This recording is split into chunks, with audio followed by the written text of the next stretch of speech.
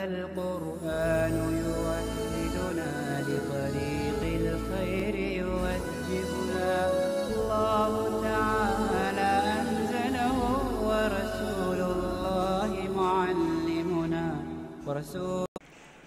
بسم الله الرحمن الرحیم۔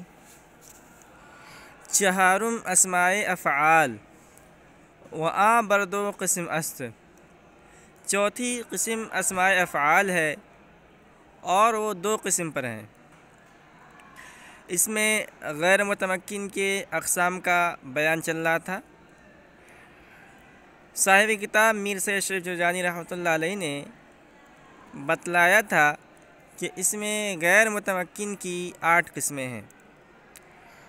ان 8 اقسام میں سے پہلی 3 قسم مضمرات، اسماء اشارہ، اسماء موصولہ کو ہم نے پڑھ لیا ہے۔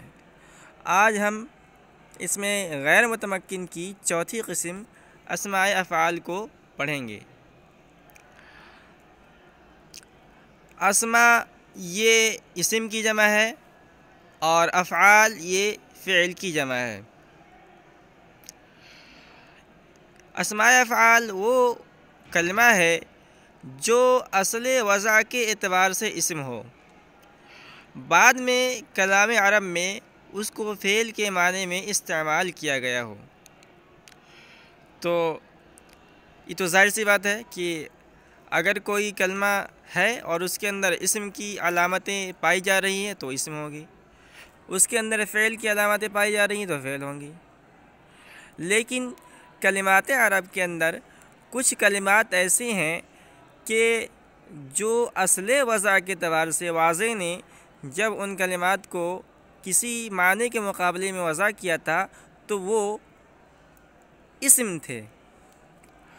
بعد میں اہل عرب نے اپنے کلام کے اندر اس کو فعل کے معنی میں استعمال کرنا شروع کیا تو ان کو اسماء افعال کہا جاتا ہے۔ اسماء افعال کی 2 قسمیں ہیں۔ ایک وہ اسماء افعال جو امر حاضر کے معنی میں ہو، اور دوسرے وہ اسماء افعال جو فعل ماضی کے معنی میں ہو۔ تو اسماء افعال جو امر حاضر کے معنی میں ہو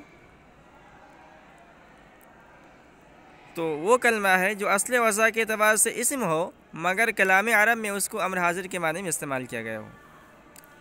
اور اسماء افعال بمعنی فعل ماضی وہ کلمہ ہے جو اصل وضع کے اعتبار سے اسم ہو مگر کلام عرب میں اس کو فعل ماضی کے معنی میں استعمال کیا گیا ہو۔ ٹھیک ہے، تو ہم پڑھتے ہیں صاحب کتاب نے جو بیان کیا ہے، خلاصہ ہم نے آپ کے سامنے ذکر کر دیا ہے۔ تو صاحب کتاب کہتے ہیں چہارم اسماء افعال، چوتھی قسم اسماء افعال ہے، وآ بر 2 قسم است، اور وہ 2 قسم پر ہیں۔ اول بمعنی امر حاضر، پہلے قسم امر حاضر کے معنی میں، یعنی پہلی قسم وہ اسماء افعال جو امر حاضر کے معنی میں ہو۔ اسماء افعال کی 2 قسم ہیں۔ نمبر 1 وہ اسماء افعال جو امر حاضر کے معنی میں ہو، اور دوسرے وہ اسماء افعال جو فعل ماضی کے معنی میں ہو۔ تو پہلی قسم یعنی اسماء افعال جو امر حاضر کے معنی میں ہو اس کو ذکر کر رہے ہیں۔ اول بمعنی امر حاضر، پہلی قسم وہ اسماء افعال ہے جو امر حاضر کے معنی میں ہو۔ تو وہ اسماء افعال جو امر حاضر کے معنی میں ہو ان کے مشہور کلمات تو 11 ہیں جس کو بڑی کتابوں کے اندر بیان کیا گیا ہے، لیکن یہاں صاحب کتاب نے ان میں سے صرف 4 کلمات کو بیان کیا ہے۔ تو کہتے ہیں چوں رویدہ و بلہا و ہی علا و ہی حل، چوں رویدہ و بلہا و ہی حل و ہی حل و حلم۔ اب ان کلمات کے معنی کو بھی صاحب کتاب نے بیان نہیں کیا ہے، تو علم نحو کی جو دیگر کتابیں ہیں مفصل کتابیں اس کے اندر ان کی معنی کو بھی بیان کیا گیا ہے۔ تو رویدہ یہ امہل کے معنی میں آتا ہے، جیسے کہتے ہیں کہ رویدہ زیدن ای امہل زیدن، زید کو مہلت دے، تو رویدہ یہ اصل وضع کے اعتبار سے اسم ہے، لیکن اس کو اہل عرب نے اپنے کلام میں فعل کے طور پر یعنی امر حاضر کے طور پر استعمال کیا ہے۔ دوسرا کلمہ ہے بلہا۔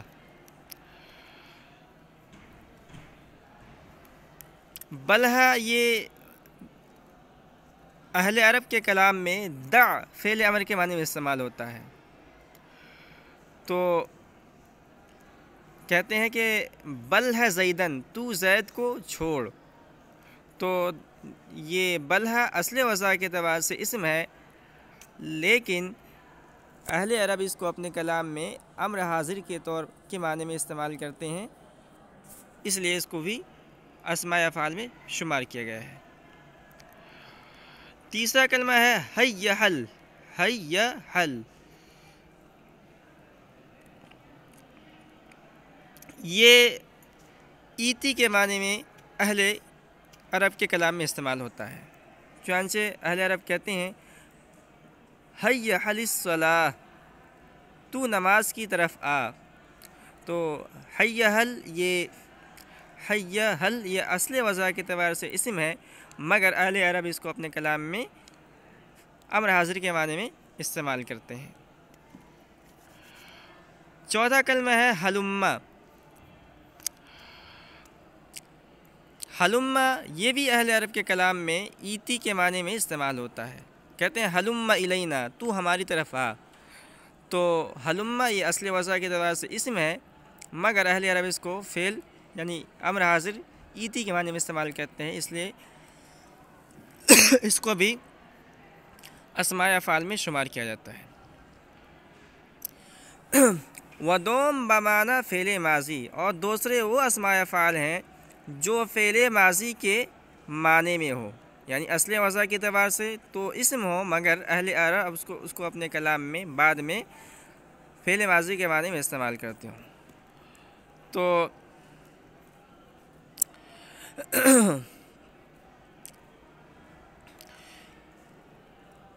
اس کے مشہور 3 کلمات ہیں،